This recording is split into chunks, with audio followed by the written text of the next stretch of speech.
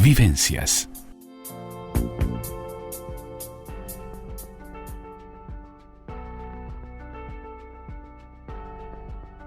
Vida Sana, la columna del doctor Ricardo Velasco en Vivencias.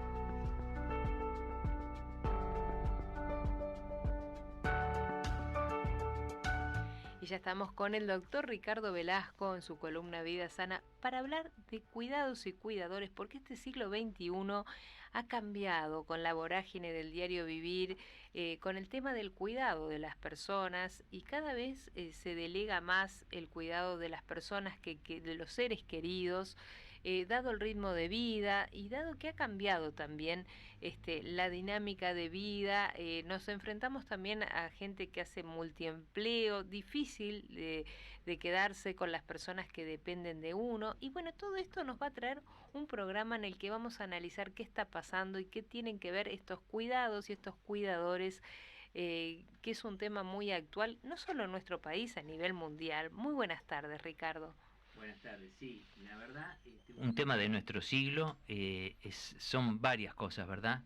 Los cuidados, los cuidadores, una cosa que es llamativa, que ahora a nadie le llama la atención, los servicios de acompañantes. Sí, que surgieron hará una década, ponele. Sí, ¿Cuánto? No son más viejos también el que eso. auge de las casas de salud, hogar de ancianos, claro. Cosas que antes lo veíamos como exóticas, como además eran blanco de crítica, decir, ¿cómo no va a cuidar al abuelo? ¿Cómo no va a cuidar a la madre? ¿Cómo no, ante una internación no se va a quedar cuidando un hijo? Y ahora es algo que en la práctica lo vemos cada día como un insumo más. Claro. Y realmente es un avance o es un retroceso. Eso es lo que vamos a analizar un poco hoy, ¿no? ¿no? Claro. Porque que ver, porque o sea, ahora ya está impuesto, pero al principio tuvo su rechazo y, como decís tú, tuvo sus críticas. Yo creo que ahora está incorporado, como bien tú señalás, como un insumo más, y la gente no se cuestiona si paga el servicio de acompañante. O también ha aparecido en nuestro país desde el 2015 el sistema de cuidados, un sistema de cuidados estatal que tiene que ver con organismos estatales, con el MIDES, con el BPS, que tienen que ver con los cuidados de la infancia, con personas mayores en dependencia, con personas con situación de discapacidad y dependencia, que también ayudan a este sistema de cuidados que hoy vamos a poner sobre la mesa. Pero creo que ha cambiado el ritmo de vida, ¿no? Antes de una persona, el multiempleo, que es un tema muy del siglo XXI, antes tenías un trabajo solo, ahora la gente tiene varios trabajos, de pronto dos o tres trabajos, ¿no? Es el tener más tiempo ocupado, pero también querer producir 100% en mi tiempo. Uh-huh. Y además, en ese sentido, también hay que reconocer que hay como una especie de egoísmo y yo quiero ser dueño de mi tiempo. Uh-huh. Si yo tengo que dedicarme a cuidar a una persona, esa persona se empieza a adueñar de mi tiempo. Y tal vez planteado así parezca muy egoísta, parezca muy negativo, pero en realidad es la gente que quiere ser dueña de su vida y hacer en su vida, de su tiempo, lo que le gusta, ¿verdad? Sacarse los gustos. Y de alguna manera los servicios estos que, ya sea el público o servicios de acompañantes privados, los sí. acompañantes privados, nos están dando una cierta solución, ¿tá? Ya a esta altura es excepcional en una institución, por ejemplo, que haya una persona, un familiar, cuidando a otro. En general es gente de elevada edad, matrimonios muy mayores, que cuando se interna una persona, la otra lo queda cuidando. En general las señoras son las que cuidan más, porque el hombre de alguna manera tiene restricciones de horario, y además de por sí es como que la cultura era que la mujer era la que tentaba el cuidado de la casa. Todavía quedan esos restos del machismo que quedan muy afianzados, sobre todo en gente de edad más avanzada, por encima de lo afectivo. Porque yo no creo que el que ponga un cuidador tenga menos afecto o menos sentimiento que el que se queda a cuidarlo. Más allá de esto que estás analizando, que creo que es para poner sobre la mesa, y de la comodidad en sí, y del tiempo que cada cual quiera disponer, como tú bien señalás, de acuerdo a sus prioridades, creo que también hay un tema de salud en todo esto. Y cuando tenemos un familiar internado, quizás con la mejor buena voluntad pedimos licencia para poder cuidarlo, pero llega un momento que no descansamos bien, no dormimos, no comemos. Entonces, si creo que en este sentido el sistema de cuidados y de cuidadores ayuda a las personas a continuar con el ritmo de vida, porque una enfermedad o una internación puede ser muy larga y podemos también poner en riesgo nuestra salud, ¿no? Y creo que un poco esto tiene que ver con esto que estamos hablando hoy, Bueno, ¿no? no, claro, vamos a entender acá hay que desglosar alguna cosa. Hay cuidadores, hay servicios de acompañante para internación en sanatorio, y en domicilio es un tiempo y un horario acotado. Prácticamente no claro. existe el 24 horas.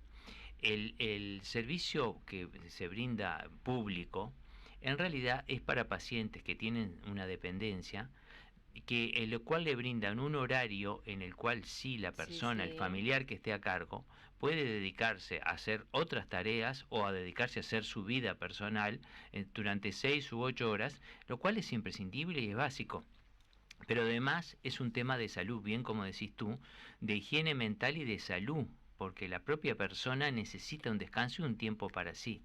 Ahora no están funcionando por el tema del COVID, pero hay en el público, en el sistema público de cuidados, hay un centro de día en el que las personas son centros de día que cubren estos cuidados para personas mayores de 65 años que tienen una leve dependencia y quedan en estos centros.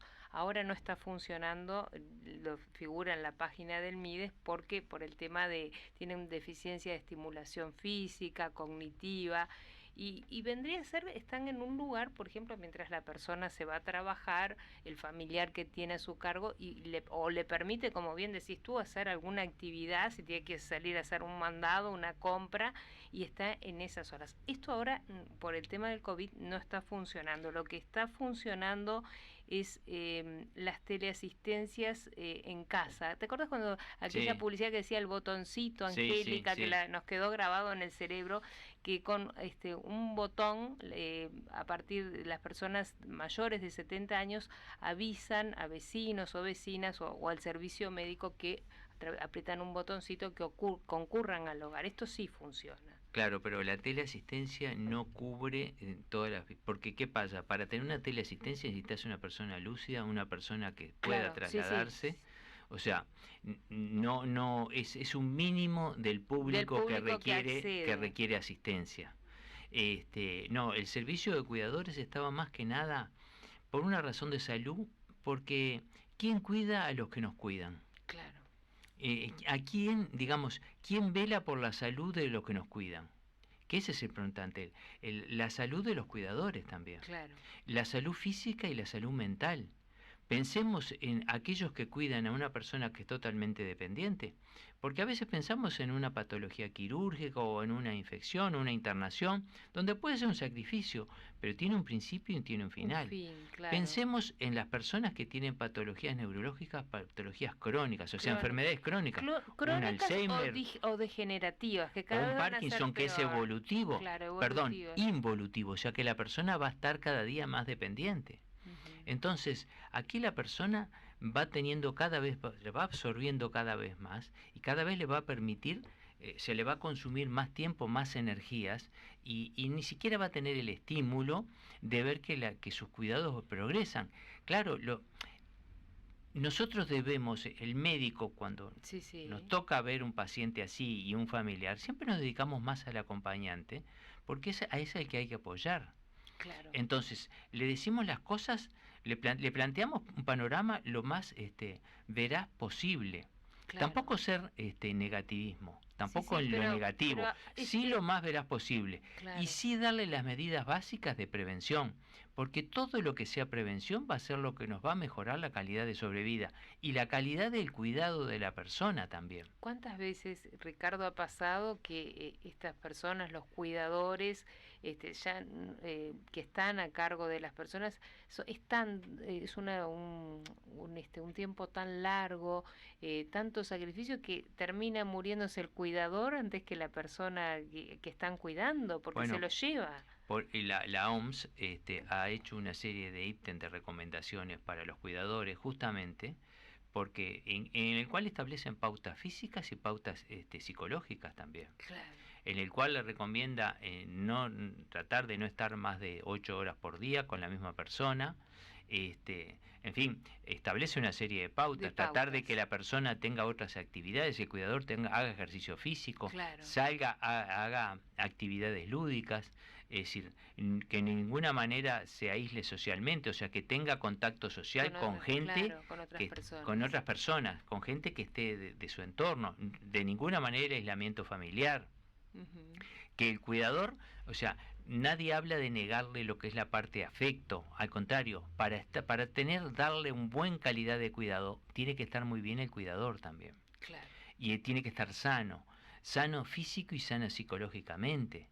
Entonces, las personas queremos que hagan ejercicio físico, que descansen bien. Claro. Parece un detalle, descansar bien, dormir bien.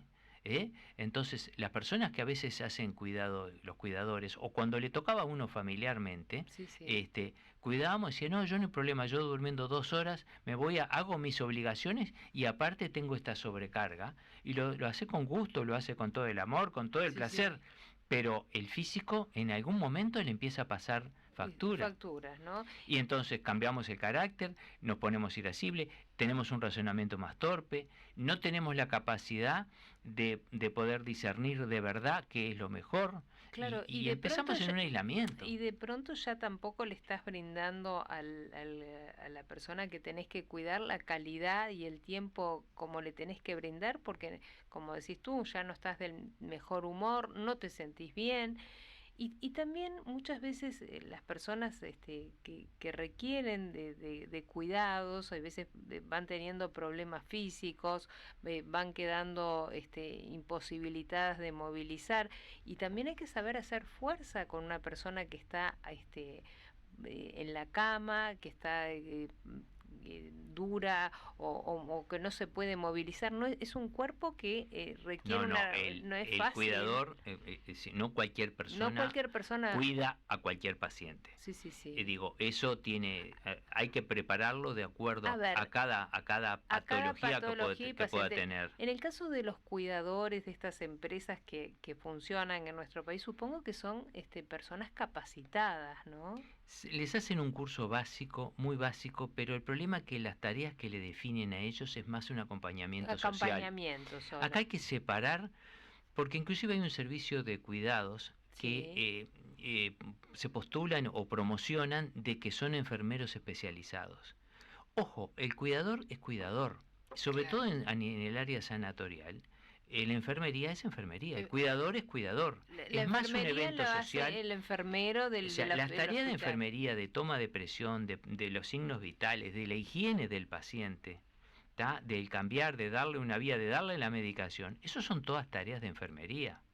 El cuidador debe estar para asistirlo en las pequeñas cosas, si quiere tomar algo, si tiene que ayudar a cambiarlo, si tiene que ayudas y más que nada un apoyo psicológico. A veces el estar al lado, el sentir, porque una de las cosas, y acá nos vamos de vuelta a caer siempre en esto en el COVID, una de las cosas que más ha agredido a la gente que está tratando, sobre todo en Europa, que es donde se estudió más por el nivel de enfermedades o de pacientes que hubo, fue que el paciente de COVID, por ejemplo, es un paciente que está aislado porque requiere aislamiento. Paciente desde el primer día que entra no tiene visitas, está aislado. Se ve solo con el personal de asistencia y el personal de asistencia cubierto con todas las coberturas, con las máscaras, con todo. O sea que tampoco tiene un contacto físico con nadie. Ya no con sus familiares, porque en la etapa que está lúcido y que no requiere respirador puede hablar por teléfono, solo con una videollamada, pero es lo único contacto que pueden tener. Entonces, con pacientes que eran terminales, la gente se moría solo. Tú me dirás, todos nos vamos a morir solos. pero en un paciente respiratorio que la gente de enfermería se veían afectados y los médicos también, porque muchas veces tenían gente que solo para que le agarrara una mano, para que sintiera el contacto físico, para que la persona estuviera un poco más calmada, que no fuera, esto afectó enormemente y afecta enormemente al personal de asistencia, porque también nosotros somos humanos, también tenemos familiares, también tenemos, no ya que no sea un familiar nuestro, pero es un ser humano que lo vemos sufriendo y sufrimos en sus últimas días, y es horrible pensar que está aislado, que no puede ver a nadie, y de que todo tiene que ser así, porque las razones esas son asistenciales. Sí, pero viste que de alguna manera cuando uno pone un poco sobre la mesa el tema del aislamiento y de llevar adelante las normas que se piden de distanciamiento social, mucha gente lo toma como no sé, como algo de deshumanización, cuando en realidad es cumplir con lo que estrictamente pide el Ministerio de Salud Pública, lo que pasa que el Ministerio de la Sanidad. Lo que pasa es que mundial. nos cuesta asumir socialmente cómo se debe tratar a un enfermo infecto contagioso o alguien que está contagiando, que puede contagiar por sus secreciones. Entonces tenemos que hacer prevención de la comunidad, y la prevención es aislando al paciente, aislándolo nosotros y aislando al paciente. Entonces esto se puede plantear de muchas maneras, explicarlo mejor socialmente, tratamos de que entendieran, de que la gente entienda, pero una vez que está contaminado un paciente, debemos evitar que contamine el entorno. Claro. Y eso tiene muy pocas herramientas. Siguiendo por el COVID, se contagió Trump, tanto que peleó y tanto que se rió del COVID, se contagió Trump, se contagió Bolsonaro. Los que hicieron más campaña en contra fueron los que se terminaron contagiando. Claro, bueno, ahí hay que ver si realmente, yo no niego que la seriedad de los laboratorios que hicieron diagnósticos positivos, sobre todo de Trump, que está en una etapa electoral, y que en 3-4 días de un tratamiento nuevo, no sabemos si esa droga es tan efectiva, los anticuerpos que dice que le dieron. A la mitad de la Casa Blanca. Contagió a la mitad de la Casa Blanca, pero él ya está sin fiebre y ya estaba trabajando. Y su aspecto no se le ve, y además es un hombre que tiene 2 o 3 morbilidades. Que den el tratamiento para el mundo. Bueno, entero, pero ¿no? es lo que él decía, de que este tratamiento que lo llevó el presidente es para todos, es para todo el público, ¿verdad? Y ahí ahí es donde uno empieza a dudar si realmente si lo que tuvo fue realmente un coronavirus, o tuvo alguna otra cosa, o realmente va a cumplir y el tratamiento es tan excelente. Tantas interrogantes, ¿no? Claro, porque justo en año electoral, ya con el antecedente que Bolsonaro, de ser candidato no favorito después de la puñalada, aumentó un 25%. Claro. O sea, ahí hay cosas que se nos escapan al punto de vista médico, claro, realmente. El COVID ya podría ser un estudio sociológico del que lo tiene y el que no. Tendrían que estarnos escuchando sociólogos, a ver, sí, pero claro, psicólogos. Pero no, además el caso para cualquier patología, ya sea el cuadro gripal o es una población de riesgo. Claro. Es un obeso, es un hipertenso, ¿verdad? Es un sedentario. Entonces, y tiene 74 años. Esa es población de riesgo por donde lo mires. Claro. Y haciéndose ese tipo de alardes, yo no sé a qué estaba jugando o qué estaban ganando. Realmente no creo que haya sido un buen ejemplo para la población en general. En realidad lo teníamos que traer hablando de COVID a la mesa, porque es uno de los temas que más se ha hablado en esta última semana. Pero vamos a hacer una breve pausa y luego de la pausa continuamos aquí con lo que hoy nos compete, que son cuidados y cuidadores. Nos derivamos porque el COVID está presente y seguirá estando lamentablemente por bastante tiempo más. Y bueno, siempre algo del COVID tenemos que hablar. De la vacuna no se ha sabido muchas cosas. No, la vacuna sigue ahí todos están en fase 3. En la fase 3 quiere decir que se está probando en personas que son voluntarios, y esta lleva todas van a llevar por lo menos 2 dosis, y la segunda dosis después de los 20 o 30 días, y se evalúa después la cantidad de anticuerpos, y habrá que evaluar a mediano plazo. Por eso el lanzamiento de la vacuna tampoco debe ser esperado con tanta expectativa. Hay que ver cuánto permanecen los anticuerpos Claro. y qué efectos secundarios pueden aparecer. Pueden aparecer. Eso no lo vamos a tener más que pasado un tiempo. Claro. Yo creo que la medida es seguirnos cuidando, no sé si tú pensás lo mismo, ¿no? No, Con las las medidas Las que medidas son- todas las sabemos, yo creo que todos Sí, sabemos sí, a esta pero altura. me parece que hay gente que a esta altura ya como que está media escéptica, ¿no? Y han habido bastantes rebrotes. La gente se cansa, si quieres Se lo hablamos cansa. ahora, pero la gente está cansada de Los cuidados. de que mañana vamos a estar mejor. De los cuidados, tiene que ver con los cuidados, me parece que Exacto. se va cansando de los cuidados. Hacemos una breve pausa y continuamos con la columna de Vida Sana del doctor Ricardo Velasco en Vivencia.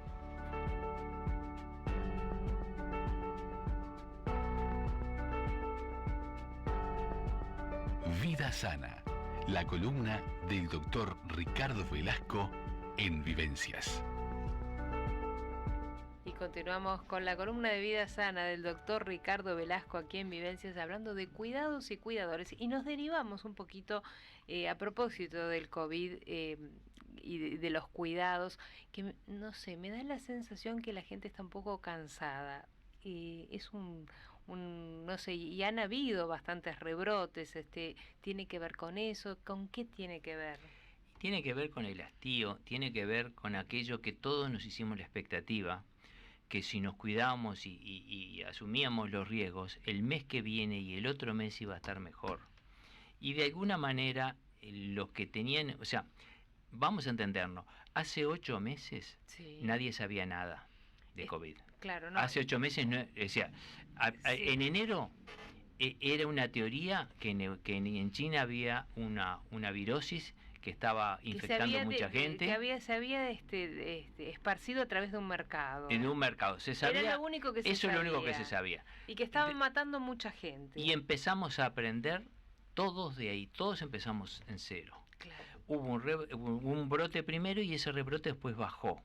Lo que no se esperaba, y se fue aprendiendo de por sí, que era tan contagioso, la forma que se contagia, se dijeron cosas, estudios que se hicieron por el problema es la urgencia que tiene la prensa y que tenemos en el siglo XXI de información, de saber hasta dónde llega, querer informarnos de algo. Y bueno, Claro. y eso llevó a que se dijeran cosas y después la propia OMS se contradijera en muchas cosas. Claro. Entonces, que se contagiaba, que quedaba en el pavimento, que quedaba en las superficies, que se esparcía por el aire, en fin, muchas cosas que algunas se confirmaron, otras no, que hay más de una cepa, eso lo fuimos aprendiendo en el tiempo, en el estudio, y no sabíamos por qué nosotros, con una política que fue acertada en cuanto exhortando y que la gente lo sintiera por sí, como pasó con el tabaquismo. Pero Cuando también, Cuando se prohibió fumar, Claro. Más que las inspecciones, la gente tomó de por sí Sí, la sí. resolución y la empezó a ejecutar. Esto pasó de alguna manera lo mismo. Con el COVID. Y además de eso, de que fue acatando, me parece que también hay como algo que tiene que ver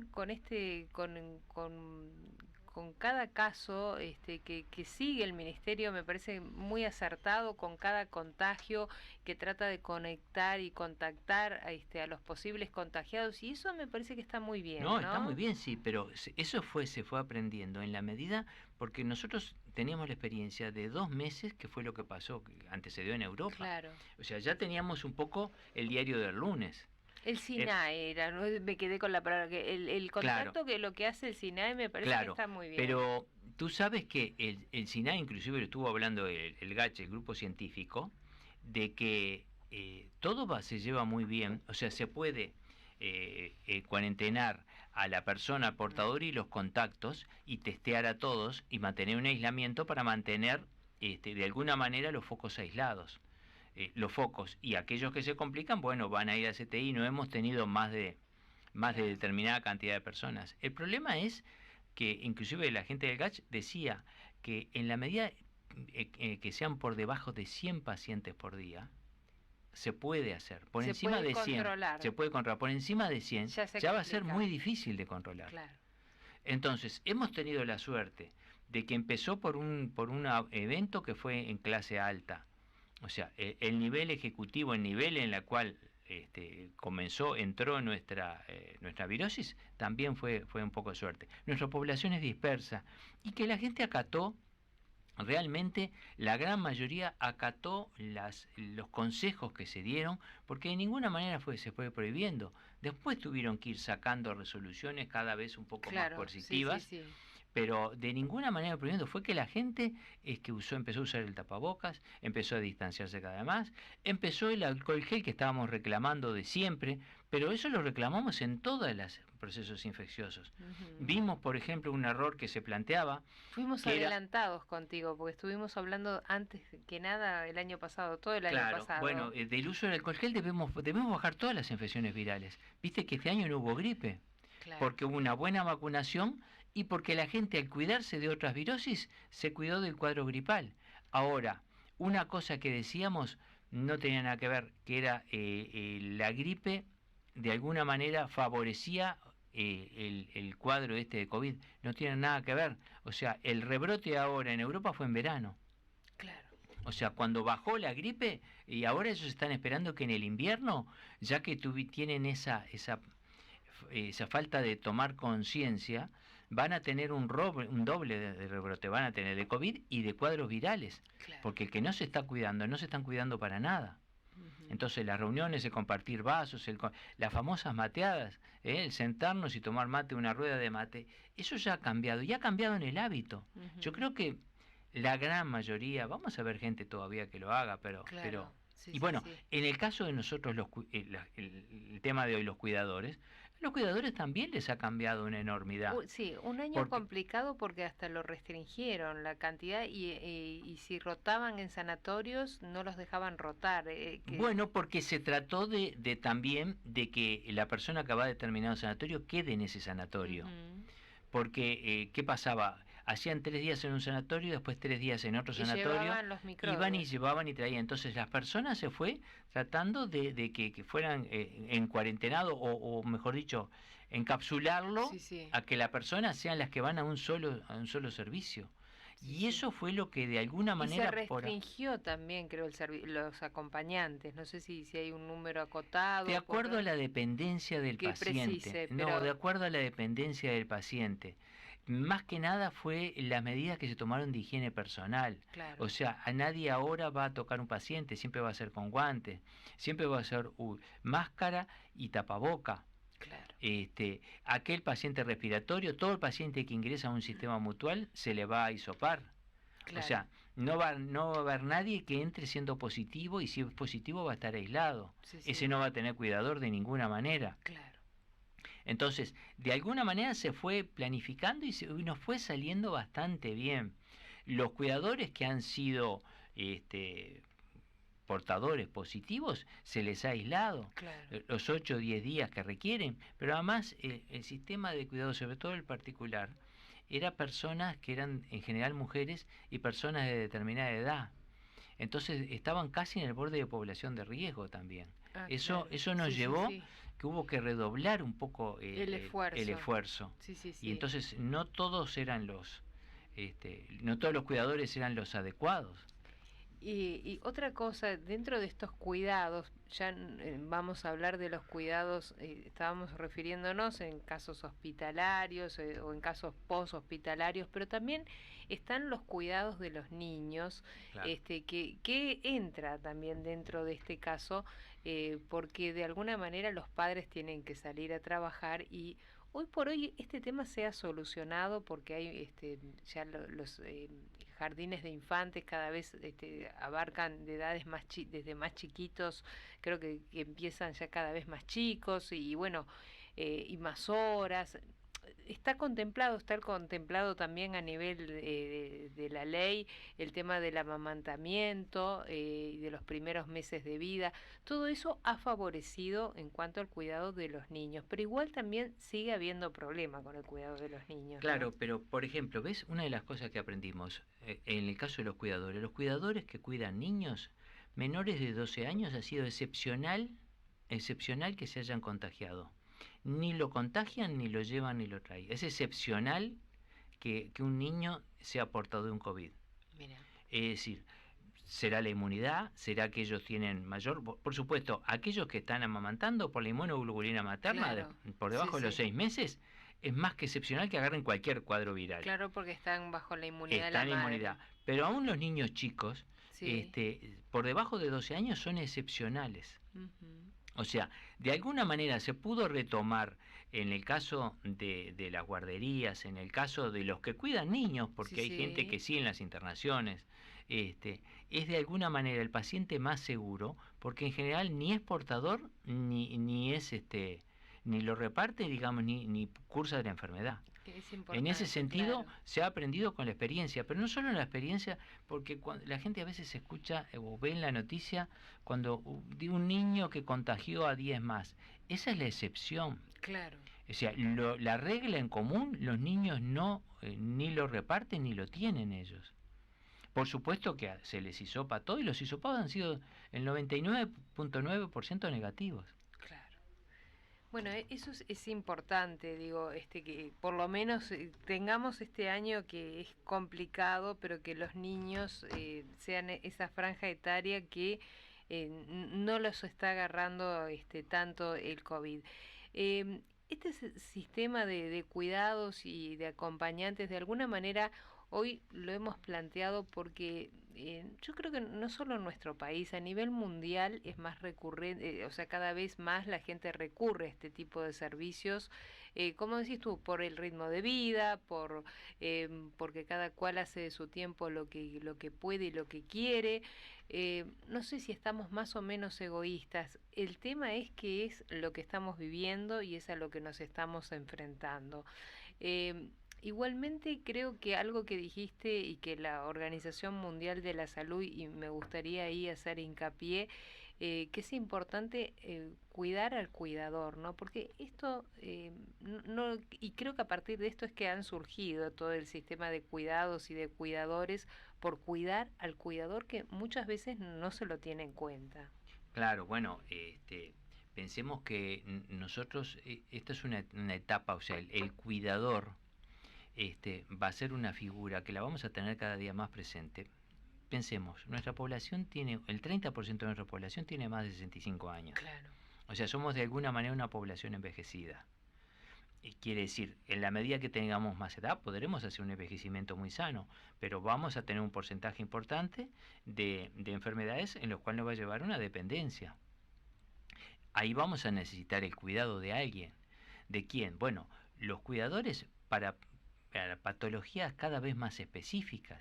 Es decir, cada vez vamos a tener obviamente más Parkinson, vamos a tener más Alzheimer, pero no porque haya un cuadro viral, sino porque son patologías que en el porcentaje, en la medida que tenemos más edad, de mayor edad, claro. Claro, entonces el tener una población envejecida son patologías que van a aparecer. Sin duda las causas de muerte van a ser siendo las cardiovasculares, y nadie habla de que no hagamos una prevención, sobre todo acá en nuestro programa siempre lo que hemos hablado es la prevención, siempre lo cardiovascular, que es la primera causa, siempre el ejercicio, coma sin sal, trate de evitar el sobrepeso, no coma las grasas, en fin, cuídese del colesterol, en fin, ese tipo de cosas, controle su diabetes, en fin, son cosas que siempre las vamos a tener en cuenta.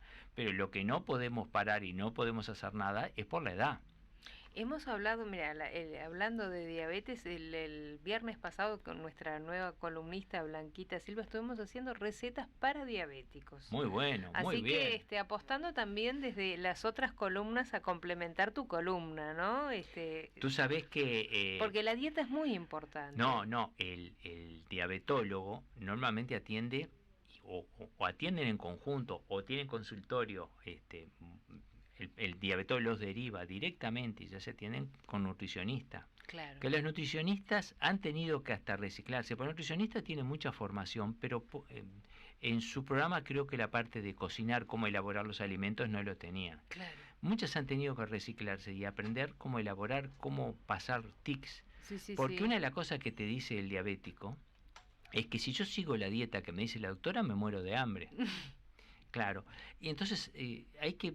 Y si ponemos un enemigo que es el alimento, la idea de transgredir va a estar siempre. Y si una persona empieza a hacer una dieta o un programa alimentario y se siente con apetito, con ansiedad, antes o después va a romper La dieta. la dieta. Y entonces ahí se va a desbarrancar. Donde en el caso que nosotros querramos bajar de peso, bueno, se estabilizará o aumentará de peso. Pero en el caso de algo biológico, que algo que nos va a la vida, puede llegar a ser peligroso. Claro. Entonces, la nutricionista es una asociación y por lo tanto que alguien elabore el conteo de hidratos de carbono, por ejemplo, porque un paciente diabético, y que me diga algún oyente que no, que sea un diabético, sin duda sabe más que su médico de la patología.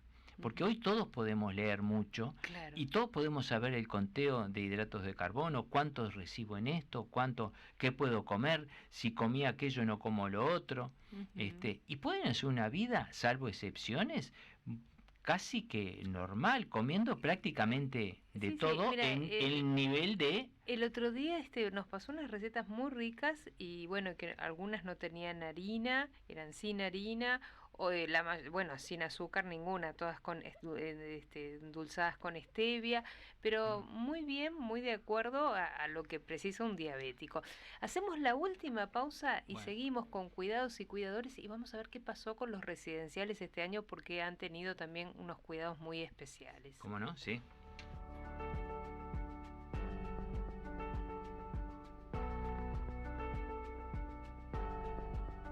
Vida Sana, la columna del doctor Ricardo Velasco en Vivencias. Y estamos en los últimos minutos de Vida Sana del doctor Ricardo Velasco, hablando de cuidados y cuidadores, y no queremos dejar de lado el tema de este año del COVID con las casas de salud, que cuidados y cuidadores han estado complicados, no porque han tenido que tomar medidas importantes por el tema del COVID. Lo que pasa que los que eran clínicas, digamos, para tercera edad, hogares de ancianos, se convirtió de alguna manera en un negocio muy redituable porque pasó a ser una especie de depósito de ancianos, donde tenían 4 personas en una habitación, donde era poco el personal, los auxiliares que los asistían, y sobre todo los pacientes más dependientes, porque en la medida que la persona tiene más edad, por algo están en un hogar de ancianos, en una casa de salud. Ojo, el hogar de ancianos es gente que muchas veces está lúcida y que quiere por su propio voluntad ir a vivir a un lugar donde tiene su independencia, donde tiene sus cosas, pero no convive con las generaciones más jóvenes. Claro. ¿Por qué? Porque muchas veces por razones sociales, por razones afectivas, adaptarse. Pensemos que lo difícil, en la medida que nos vamos poniendo cada vez mayores, nos vamos poniendo cada vez más rígidos. Y pensemos que una generación ahora son menos de 20 años. Entonces convivir con 2 generaciones se hace muy difícil. Claro. A los cambios, desde la vestimenta, desde las comidas, hasta la forma de hablar, en fin, todo nos lleva a que... Los horarios, un montón de cosas. Los horarios, exacto, nos lleva a que sea muy difícil y mucha gente prefiere ir a un hogar donde se alquila su habitación, donde tienen sus comidas, donde le dan su ropa, donde tienen su independencia. Y de acuerdo al nivel que tengan, muchas veces hay hogares aquí que tienen cines, van al cine, hacen salidas. Inclusive la persona si está lúcida puede salir y volver por su deambular perfectamente. Distinto son las casas de salud donde el paciente ya es más dependiente, que no donde el paciente puede salir, ser autoválido o no, el que no es autoválido requiere asistencia. Entonces los auxiliares en realidad eran pocos para el número de pacientes. Y la gente que se tomaba como auxiliares en general no tenían una preparación muy adecuada, o aunque la tuvieran, que no era un requisito imprescindible, el volumen de pacientes que tenía hacía que no tuvieran los cuidados para tomar las medidas que necesitaban. O sea, podían tener los guantes, podían tener las máscaras, podían tener los sobretúnicas, pero no tenían la formación para saber que debían cambiarse entre uno y otro. Entonces yo veo un paciente y me contamino con ese paciente y después voy a asistir al de al lado y obviamente voy haciendo todas las infecciones cruzadas. No pasó solo con el coronavirus, pasa con las diarreas, pasa con las neumonias, pasa con los cuadros gripales. Es decir, nosotros cuando íbamos a ver a un paciente y tenía alguna patología le decíamos, bueno, este paciente tiene que ir a un aislamiento, no puede estar igual que con los demás. quién es el que asiste, qué medidas debemos tomar. Que después nos hicieran caso o no, bueno, era otra alguna idea. manera este año, dada la pandemia, han tenido que tomar medidas bastante... Nos fuimos a un extremo, por eso digo, claro. Este año obligatoriamente la gente tuvieron que tomar, y así ha pasado en Europa, en muchas, que eran prácticamente depósitos de ancianos, donde los pacientes se contaminaban y llegaron a tener en una casa un 90% de pacientes portadores. Tenían personal y pacientes todos portadores. Claro. Lo cual era un disparate. O sea, en la medida que tenemos más portadores, tenemos una densidad viral mayor. Por lo tanto, va a ser bastante más agresivo y la presentación clínica va a ser bastante mayor también. Y la infectiosidad también va a ser mayor. Se nos han ido los minutos, Ricardo. Como todos los jueves se nos va volando. Es un placer escucharte. Seguiremos tratando otros temas y muchísimas gracias como todos los jueves por todo tu aporte, que en realidad tratamos temas para tener una vida sana, saludable, vivir mejor. Muchas gracias. No, gracias y bueno, y nos vemos en el próximo programa. Claro que sí. Muchísimas gracias, Alejandro Barreto en Controles. Gracias a todos por los amables. Vivencias.